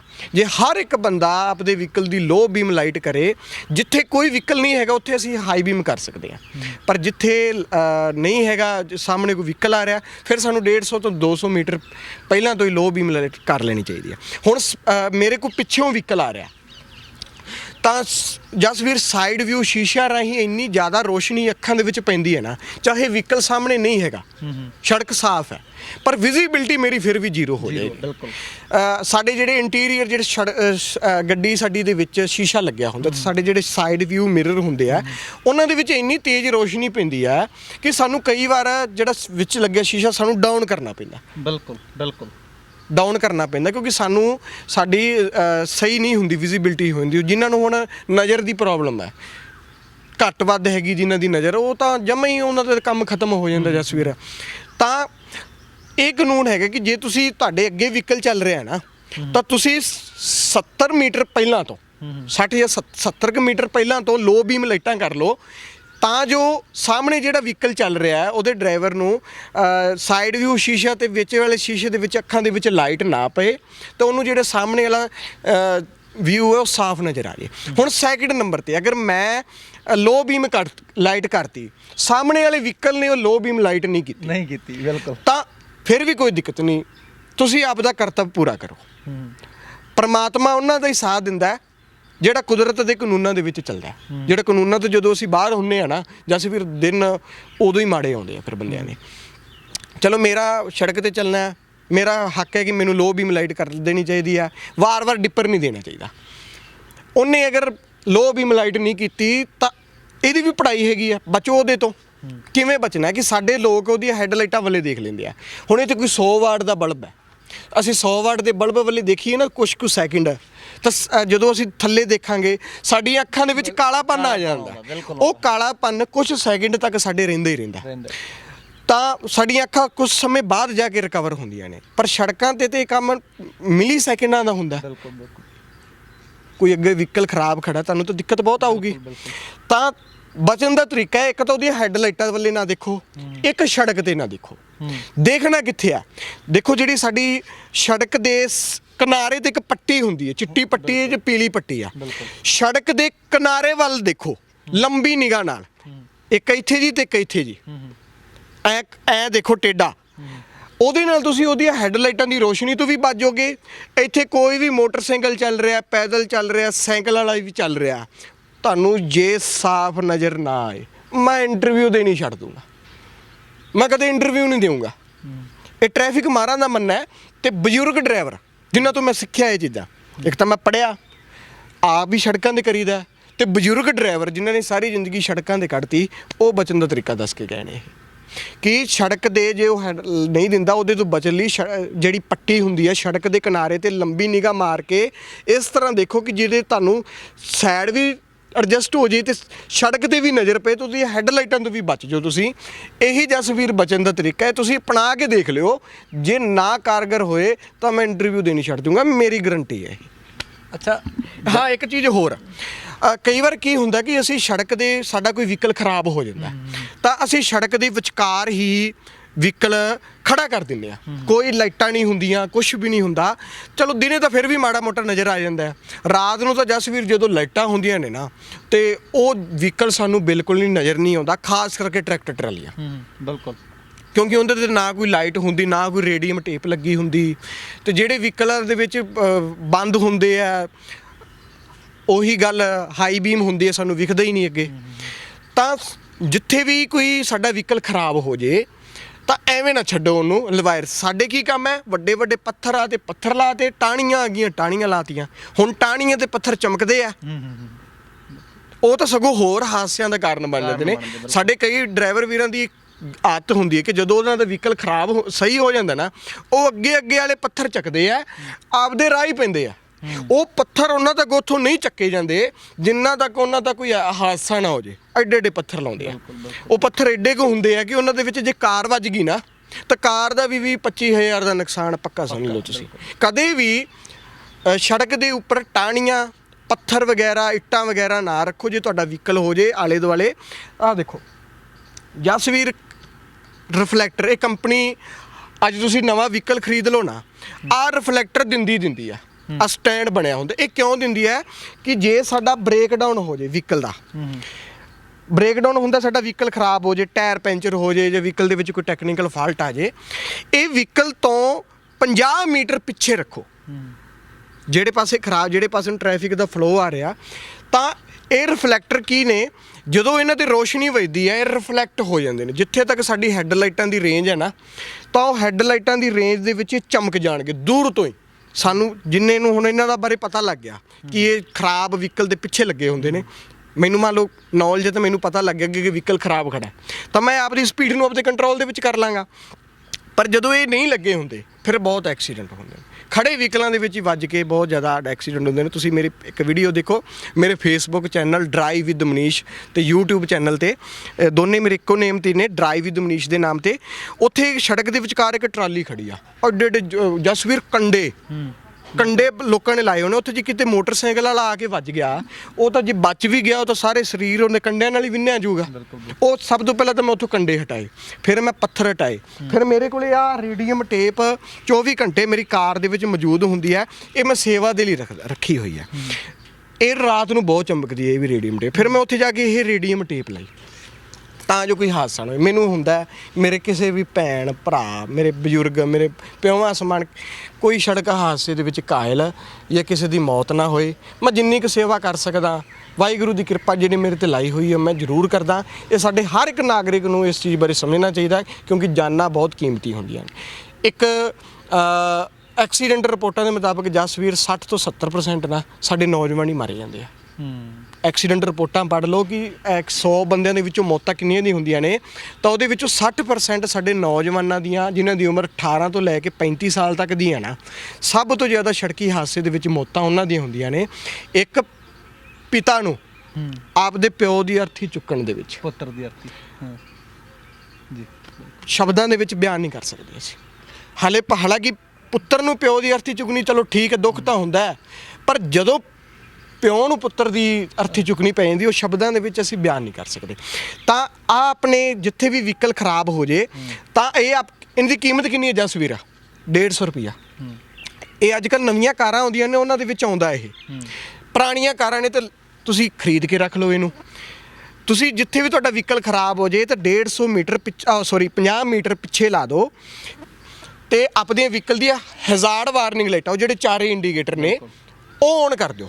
ਹੁਣ ਇਹਦੇ ਨਾਲ ਕੀ ਹੈਗਾ, ਮੰਨ ਲਓ ਜਿਹੜਾ ਵੈਦਰ ਸਹੀ ਆ ਤਾਂ ਦੂਰ ਤੋਂ ਚਮਕ ਜਾਊਗੀ। ਕਈ ਵਾਰ ਹੁੰਦਾ ਧੁੰਦ ਹੁੰਦੀ ਆ, ਸਾਨੂੰ ਪਤਾ ਨਹੀਂ ਲੱਗਦਾ। ਹੁਣ ਸੜਕ 'ਤੇ ਪਿਆ, ਮੈਨੂੰ ਨਜ਼ਦੀਕ ਆ ਕੇ ਪਤਾ ਲੱਗਦਾ ਆ ਟਰਾਈਐਂਗਲ ਸੜਕ 'ਤੇ ਪਿਆ, ਠੀਕ ਆ। ਤਾਂ ਹਾਲੇ ਵਹੀਕਲ ਤਾਂ 50 ਮੀਟਰ ਅੱਗੇ ਹੀ ਖੜਾ ਹੈ ਨਾ, ਤਾਂ ਮੈਂ ਆਪਦੇ ਵਹੀਕਲ ਨੂੰ ਆਸਾਨੀ ਨਾਲ ਉਸ ਡਿਸਟੈਂਸ ਦੇ ਵਿੱਚ ਕੰਟਰੋਲ ਕਰ ਸਕਦਾ।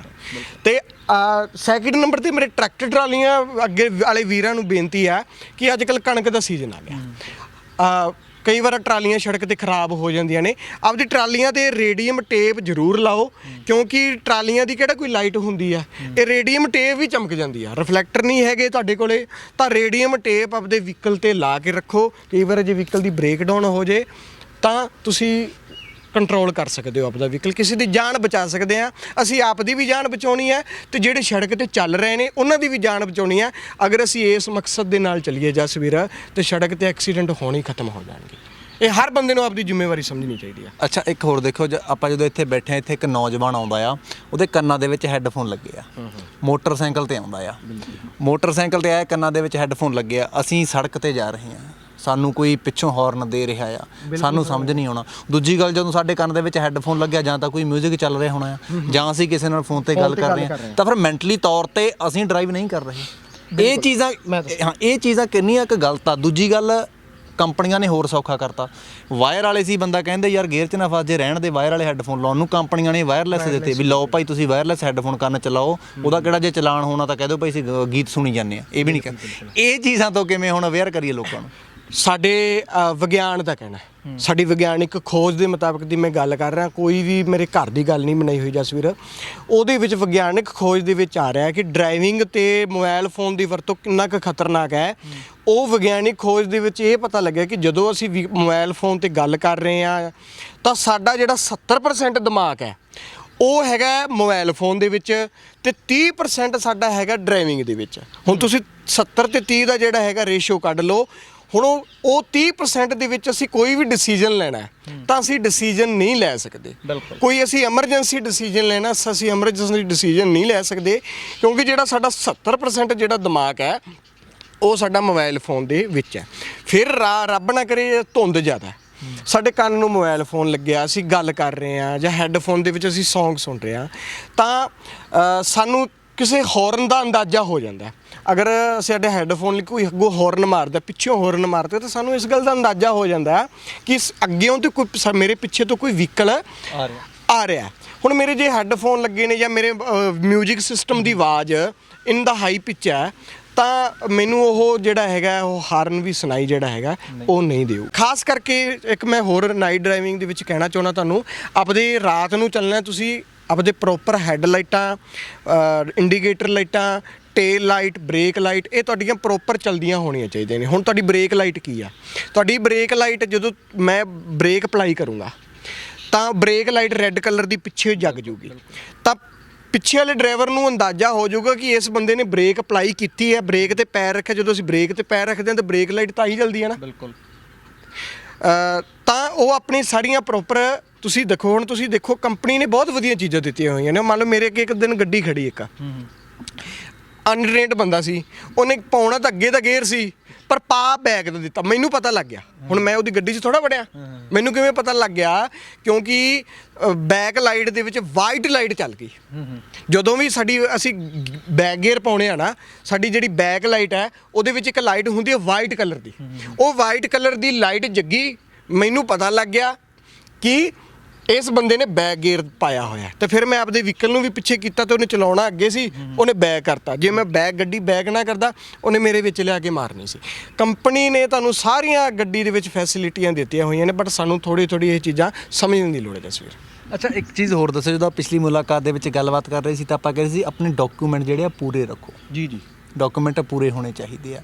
ਸੋ ਉਹਦੇ ਤੇ ਬੜੇ ਕਿੰਤੂ ਪਰੰਤੂ ਹੈ, ਬੜੇ ਕਮੈਂਟ ਹੋਏ ਕਿ ਯਾਰ ਡਾਕੂਮੈਂਟ ਕਿਵੇਂ ਪੂਰੇ ਰੱਖੀਏ, ਜਾਂ ਡਾਕੂਮੈਂਟ ਸਾਡੇ ਕੋਲ ਨਹੀਂ ਹੁੰਦੇ ਸੀ, ਡਾਕੂਮੈਂਟ ਘਰੇ ਭੁੱਲੇ ਆਉਣੇ ਆ ਤਾਂ ਪੁਲਿਸ ਵਾਲੇ ਸਾਡੇ ਚਲਾਨ ਕੱਟ ਦਿੰਦੇ। ਉਸ ਤੋਂ ਬਾਅਦ ਸਾਨੂੰ ਅਸੀਂ ਜੇ ਕਹਿਣੇ ਆ, ਸਮਝਾਉਣੇ ਆ, ਤਾਂ ਉਸ ਤੋਂ ਬਾਅਦ ਵੀ ਸਮਝਦੇ ਨਹੀਂ, ਤਾਂ ਸਾਡਾ ਚਲਾਨ ਜਿਹੜਾ ਜਿਉਂਦਾ ਤਿਉਂ ਕੱਟਿਆ ਰਹਿੰਦਾ ਆ। ਉਹਨਾਂ ਚੀਜ਼ਾਂ ਤੋਂ ਕਿਵੇਂ ਬਚੀਏ?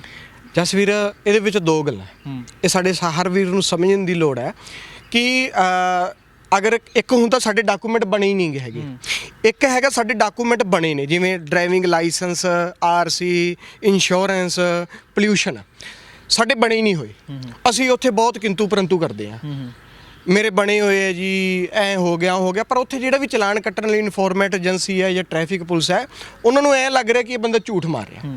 ਪਰ ਸਾਨੂੰ ਹੁਣ ਅਧਿਕਾਰ ਮਿਲੇ ਹੋਏ ਨੇ ਸਾਡੀ ਗਵਰਨਮੈਂਟ ਆਫ ਇੰਡੀਆ ਵੱਲੋਂ, ministry of road transport and highways authority ਵੱਲੋਂ। ਅਗਰ ਜਿਨ੍ਹਾਂ ਦੇ ਤਾਂ ਡਾਕੂਮੈਂਟ ਬਣੇ ਹੀ ਨਹੀਂ ਹੈਗੇ, ਉਹਨਾਂ ਦਾ ਤਾਂ ਵੀਰ ਜੀ ਚਲਾਨ ਹੈਗਾ ਹੀ ਹੈਗਾ, ਉਹਨਾਂ ਨੂੰ ਤਾਂ ਕੋਈ ਕਾਨੂੰਨ ਬਚਾ ਨਹੀਂ ਸਕਦਾ, ਉਹ ਤਾਂ ਸ਼ੋਰ ਹੈ।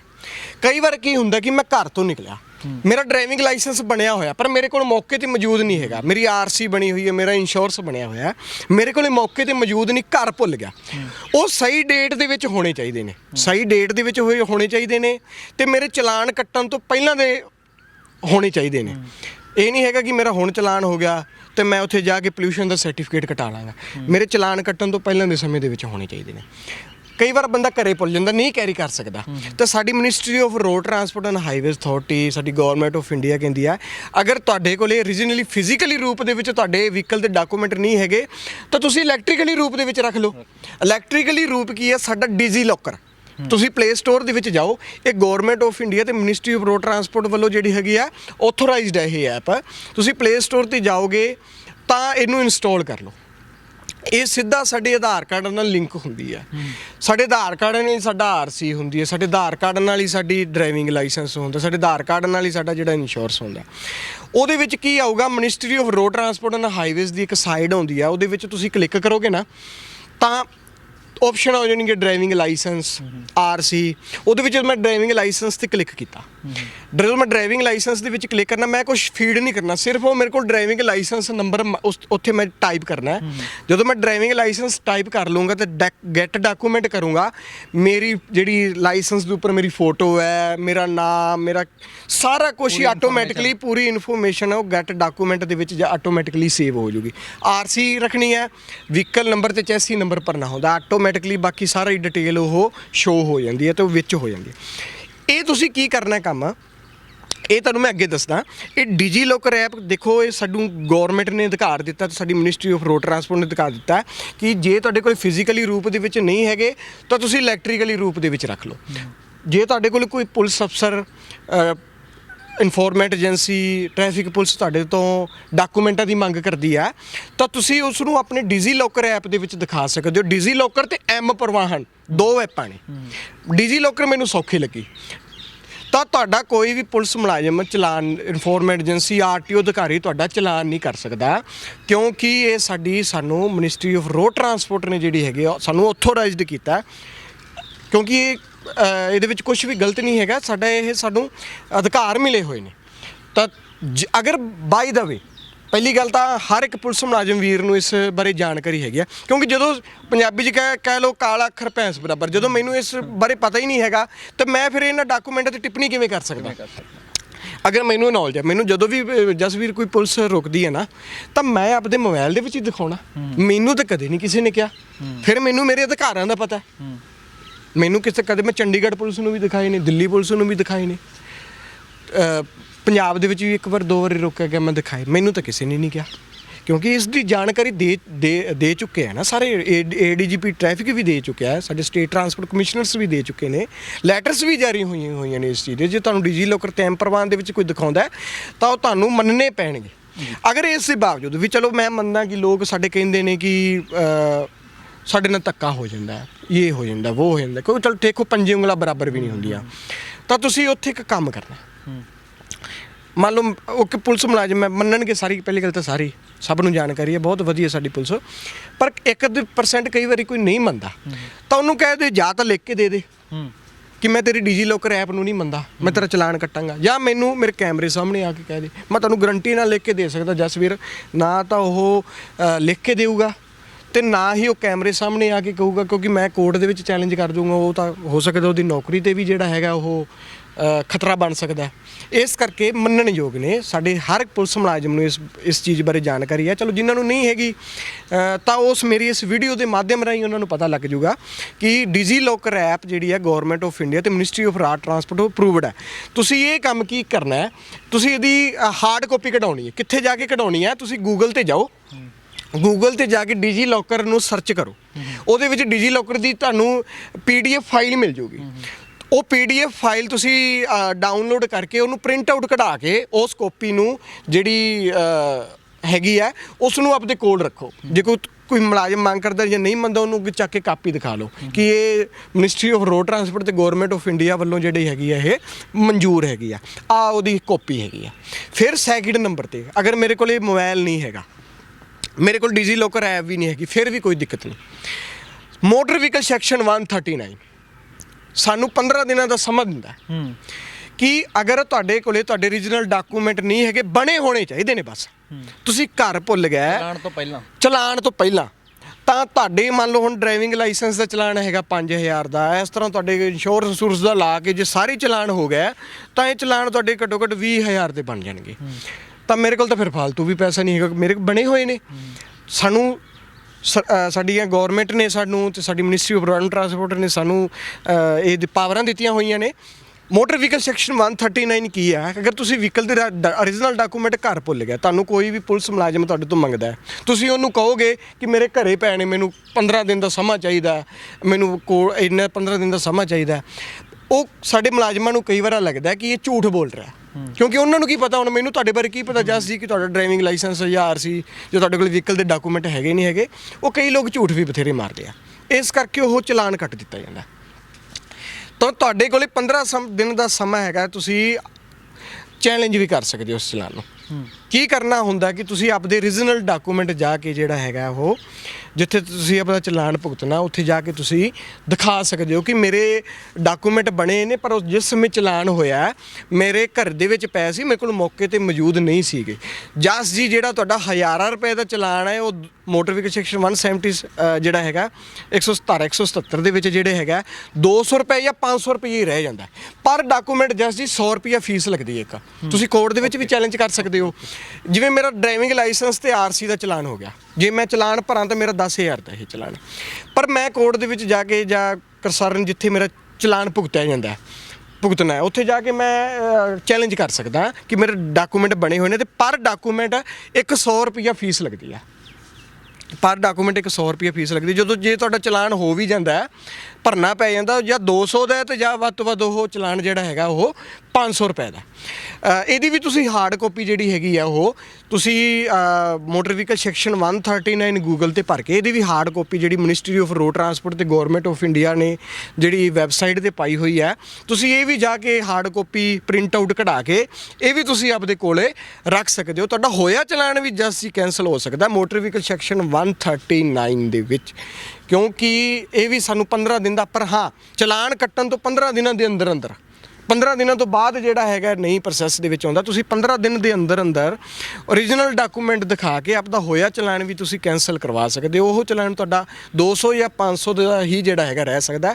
ਜ਼ਿਆਦਾ ਜਾਣਕਾਰੀ ਲਈ ਤੁਸੀਂ ਕਿਸੇ ਜਾਣਕਾਰ, ਜੇ ਤੁਹਾਡਾ ਭਾਰੀ ਮਾਤਰਾ ਦੇ ਵਿੱਚ ਚਲਾਨ ਹੋ ਜਾਂਦਾ, ਜਿਵੇਂ ਕਮਰਸ਼ੀਅਲ ਵਹੀਕਲਸ ਦਾ 40 ਹਜ਼ਾਰ ਦਾ ਵੀ ਹੋ ਜਾਂਦਾ, 45 ਹਜ਼ਾਰ ਦਾ ਵੀ ਹੋ ਜਾਂਦਾ, ਉਹਨਾਂ ਕੋਲ ਡਾਕੂਮੈਂਟ ਕਈ ਵਾਰ ਘਰ ਭੁੱਲ ਜਾਂਦੇ ਆ ਜਾਂ ਦਫ਼ਤਰਾਂ ਦੇ ਵਿੱਚ ਹੀ ਪਏ ਹੁੰਦੇ ਆ, ਬਣੇ ਹੋਣੇ ਚਾਹੀਦੇ ਆ ਬਸ। ਤਾਂ ਉਹ ਕਿਸੇ ਜਾਣਕਾਰ ਦੀ ਵੀ ਰਾਏ ਲੈ ਸਕਦੇ ਆ, ਕਿਸੇ ਵਕੀਲ ਦੀ ਵੀ ਰਾਏ ਲੈ ਸਕਦੇ ਆ, ਵਕੀਲ ਦੀ ਵੀ ਰਾਏ ਲੈ ਸਕੇ, ਜਾਣਕਾਰ ਦੀ ਵੀ ਰਾਏ ਲੈ ਕੇ ਤਾਂ ਤੁਸੀਂ ਉਸ ਚਲਾਨ ਨੂੰ ਜਿਹੜਾ ਹੈਗਾ ਚੈਲੰਜ ਕਰ ਸਕਦੇ ਹੋ। ਉਹ ਹਜ਼ਾਰਾਂ ਰੁਪਏ ਦਾ ਚਲਾਨ ਤੁਹਾਡਾ 200 ਜਾਂ 500 ਦਾ ਹੀ ਰਹਿ ਜਾਊਗਾ। ਅੱਛਾ, ਇੱਕ ਹੋਰ ਦੱਸੋ, ਜਿਵੇਂ ਆਪਾਂ ਪਿਛਲੀ ਇੰਟਰਵਿਊ ਦੇ ਵਿੱਚ ਗੱਲਬਾਤ ਕੀਤੀ ਸੀ ਕਿ ਭਾਈ ਇਹ ਸਾਵਧਾਨੀਆਂ ਅਪਣਾਓ, ਹੈ ਨਾ, ਤਾਂ ਇੱਕ ਚੀਜ਼ ਨੂੰ ਲੈ ਕੇ ਬੜੇ ਕਮੈਂਟ ਹੈ ਕਿ ਤੁਸੀਂ ਸਾਨੂੰ ਦੱਸ ਰਹੇ ਹੋ ਵਹੀਕਲ ਦੇ ਇਹ ਸਾਵਧਾਨੀਆਂ ਅਪਣਾਓ। ਸਰਕਾਰ ਵੱਲੋਂ ਇੰਨੀਆਂ ਕਰੋੜਾਂ ਟੁੱਟੀਆਂ ਹੋਈਆਂ ਨੇ ਕਿ ਗੱਡੀ ਤੀਜੇ ਗੇਅਰ ਤੋਂ ਵੱਧ 'ਚ ਨਹੀਂ ਜਾਂਦੀ, ਉੱਥੇ ਜਿਹੜੇ ਐਕਸੀਡੈਂਟ ਹੁੰਦੇ ਉਹਨਾਂ ਦਾ ਜ਼ਿੰਮੇਵਾਰ ਕੌਣ ਆ? ਦੇਖੋ ਵੀਰ, ਇਹ ਤਾਂ ਹੁਣ ਝੂਠ ਹੀ ਹੈ ਇਸ ਚੀਜ਼ ਦਾ। ਚਲੋ ਮੰਨਦੇ ਆ ਕਿ ਕੁਛ ਤਾਂ ਟੁੱਟੀਆਂ ਫੁੱਟੀਆਂ ਸੜਕਾਂ ਰਹਿ ਗਈਆਂ। ਹੁਣ ਦੱਸੋ, ਬਠਿੰਡੇ ਤੋਂ ਚੰਡੀਗੜ੍ਹ 4 ਲੇਨ, ਬਠਿੰਡੇ ਤੋਂ ਅੰਮ੍ਰਿਤਸਰ 4 ਲੇਨ, ਅੰਮ੍ਰਿਤਸਰ ਤੋਂ ਵਾਇਆ ਗੁਰਦਾਸਪੁਰ ਜਲੰਧਰ ਦਿੱਲੀ 4 ਲੇਨ, ਦਿੱਲੀ ਤੋਂ ਅੱਗੇ ਸਾਰੇ ਸੁਪਰ ਐਕਸਪ੍ਰੈਸ ਵੀ, ਬਠਿੰਡੇ ਤੋਂ ਵਾਇਆ ਗੰਗਾ ਨਗਰ ਇਹ ਵੀ ਰੋਡ ਬਣੀ ਜਾਂਦਾ। ਠੀਕ ਹੈ ਜੀ, ਡੱਬ ਵਾਲੀ ਮੰਡੀ ਤੋਂ ਲੈ ਕੇ ਸਰਸੇ ਤੱਕ ਸਾਰਾ 4 ਲੇਨ, ਡੱਬ ਵਾਲੀ ਮੰਡੀ ਤੋਂ ਲੈ ਕੇ ਫਾਜ਼ਿਲਕਾ ਤੱਕ ਚਲੋ ਬਣਨਾ ਹੈ, ਅੰਡਰ ਪ੍ਰੋਸੈਸ ਹੈਗਾ ਇਹ, ਪਰ ਬਠਿੰਡੇ ਤੋਂ ਲੈ ਕੇ ਗੰਗਾ ਨਗਰ ਤੱਕ, ਬਠਿੰਡੇ ਤੋਂ ਲੈ ਕੇ ਮਲੋੜ ਤੱਕ ਕੰਮ ਅੰਡਰ ਕੰਸਟਰਕਸ਼ਨ ਹੈ, ਪੁਲ ਵੀ ਬਣ ਰਹੇ ਨੇ, ਇਹ ਵੀ 4 ਲੇਨ। 2025 ਤੱਕ, ਮੈਂ ਨਹੀਂ ਕਹਿ ਰਿਹਾ, ਗਵਰਨਮੈਂਟ ਦੀ ਵੈਬਸਾਈਟ ਤੇ ਆ ਕਿ 2025 ਤੱਕ ਜਿਹੜੇ ਇੰਡੀਆ ਦੇ ਵਿੱਚ 23 ਸੁਪਰ ਐਕਸਪ੍ਰੈਸਵੇ ਬਣ ਕੇ ਕੰਪਲੀਟ ਹੋ ਜਾਣਗੇ। ਸਰਕਾਰ ਦੀ ਪਾਲਿਸੀ ਆ। ਤੇ ਜਿੰਨੇ ਵੀ ਨੈਸ਼ਨਲ ਹਾਈਵੇ ਨੇ 4, ਜਾਂ ਤਾਂ ਉਹਨਾਂ ਨੂੰ 4 ਲੇਨ ਤੇ ਜਾਂ 6 ਲੇਨ ਉਹ ਕਰ ਦਿੱਤਾ ਜਾਊਗਾ। ਤੇ ਬਹੁਤ ਜ਼ਿਆਦਾ ਕੰਮ ਜਿਹੜਾ ਹੈਗਾ ਵੀਰ ਜੀ ਮੁਕੰਮਲ ਹੋ ਵੀ ਚੁੱਕਿਆ। ਚਲੋ ਜੇ ਮਾੜੀਆਂ ਮੋਟੀਆਂ ਰੋਡਾਂ ਰਹਿ ਵੀ ਗਈਆਂ ਤਾਂ ਕੋਈ ਦਿੱਕਤ ਨਹੀਂ, ਉਹ ਵੀ ਬਣ ਜਾਣਗੀਆਂ। ਜਿਹੜਾ ਸਮਾਂ ਸਰਕਾਰ ਨੇ ਮਿੱਥਿਆ ਹੋਇਆ ਉਹਦੇ ਵਿੱਚ ਬਣ ਜਾਣਗੇ। ਹੁਣ ਦੱਸੋ ਪੰਜਾਬ ਦੇ ਵਿੱਚ ਕੋਈ ਰੋਡ, ਕੋਈ ਚਲੋ ਮੰਨਦੇ ਸੀ ਕਿ ਮਲੋੜ ਤੋਂ ਮੁਕਤਸਰ ਰੋਡ, ਪਰ ਉਹ ਵੀ ਫਿਰ ਵੀ ਉਹਨਾਂ ਨੇ ਉਹ ਪੈਚ ਲਾਤੇ, ਪਰ ਉਹ ਵੀ ਸੁਣਿਆ ਕਿ ਰੋਡ ਬਣਨਾ ਜੀ, ਬਣੂਗਾ ਜ਼ਰੂਰ, ਇਹ ਤਾਂ ਹੈਗਾ ਨਹੀਂ ਬਣੂਗਾ ਨਹੀਂ। ਪਰ ਦੇਖੋ ਤੁਸੀਂ ਮੁਲਾਂਕਣ ਕਰੋ, ਜਿਹੜੇ ਬਠਿੰਡੇ ਦਿੱਲੀ ਤੋਂ ਅੱਗੇ ਚੱਲਦੇ ਆ, ਯੂਪੀ ਦੇ ਵਿੱਚ, ਮਹਾਰਾਸ਼ਟਰ ਦੇ ਵਿੱਚ, ਮੱਧ ਪ੍ਰਦੇਸ਼ ਦੇ ਵਿੱਚ ਸਾਰੇ ਸੁਪਰ ਐਕਸਪ੍ਰੈਸ ਵੀ ਬਣੇ ਹੋਏ ਨੇ। ਪੰਜਾਬ ਦੇ ਵਿੱਚ ਹੁਣ ਮੈਂ ਜਿਹੜੀ ਤੁਹਾਨੂੰ ਸੜਕਾਂ ਦੱਸਤੀਆਂ ਇਹ ਵੀ ਸਾਰੀਆਂ ਬਣੀਆਂ ਹੋਈਆਂ। ਚਲੋ ਜਿਹੜੀਆਂ ਰਹਿ ਗਈਆਂ ਸਰਕਾਰ ਬਣਾ ਦੂਗੀ, ਕੋਈ ਦਿੱਕਤ ਵਾਲੀ ਗੱਲ ਨਹੀਂ ਹੈਗੀ। ਪਰ ਉਹਦੇ ਵਿੱਚ ਲੋਕ ਇਹ ਵੀ ਕਮੈਂਟ ਕਰ ਦਿੰਦੇ ਆ ਕਿ ਉਹ ਹੋਰ ਪਾਸੇ ਲੈ ਜਾਂਦੇ ਗੱਲ ਨੂੰ, ਉਹ ਅਲੱਗ ਜੀ ਲੈ ਜਾਂਦੇ ਆ। ਉਹ ਸਮਝਦੇ ਨਹੀਂ ਇਸ ਚੀਜ਼ ਨੂੰ। ਇਹ ਵੀਰ ਆਪਾਂ ਥੋੜਾ ਚੀਜ਼ਾਂ ਬਣਾਉਣੀਆਂ ਨੇ, ਇਹ ਤਾਂ ਸਰਕਾਰ ਦੀਆਂ ਪਾਲਿਸੀਆਂ ਨੇ। ਇਹ ਕੋਈ ਅੱਜ ਦੀ ਪਾਲਿਸੀਆਂ ਥੋੜਾ ਬੰਦੀਆਂ ਹੁੰਦੀਆਂ ਨੇ। ਇਹ ਤਾਂ ਬਹੁਤ ਸਮਾਂ ਪਹਿਲਾਂ ਹੀ, ਇਹ ਕਈ ਸਾਲ ਪਹਿਲਾਂ ਤੋਂ ਇਹ ਮਿੱਥ ਲਈਆਂ ਜਾਂਦੀਆਂ ਨੇ ਕਿ ਆਹ ਕੰਮ ਕਰਨਾ। ਕੋਈ ਇਹ ਤਾਂ ਨਹੀਂ ਹੈ ਨਹੀਂ ਕਿ ਅੱਜ ਸੋਚਿਆ ਕੱਲ ਕਰ ਦਿਆਂਗੇ। ਆਪਣੀ ਤਾਂ ਗੱਲਬਾਤ ਸਿਰਫ ਇਹ ਹੈ ਕਿ ਲੋਕਾਂ ਨੂੰ ਜਾਗਰੂਕ ਕੀਤਾ ਜਾ ਸਕੇ, ਜਿਹੜੀਆਂ ਜਾਨਾਂ ਜਾਂਦੀਆਂ ਨੇ ਹਾਦਸਿਆਂ ਦੇ ਵਿੱਚ ਉਹਨਾਂ ਨੂੰ ਬਚਾਇਆ ਜਾ ਸਕੇ। ਸੋ ਹੁਣ ਜਾਂਦੇ ਫਿਰ ਸੁਨੇਹਾ ਸਰੋਤਿਆਂ ਦੇ ਲਈ ਕੀ ਰਹੇਗਾ? ਤੇ ਇੱਕ ਜ਼ਰੂਰ ਦੱਸਿਓ ਕਿ ਅਗਲੀ ਵਾਰ ਆਪਾਂ ਮਿਲਦੇ ਹਾਂ ਤਾਂ ਕਿਸ ਵਿਸ਼ੇ ਤੇ ਗੱਲਬਾਤ ਹੋਵੇਗੀ?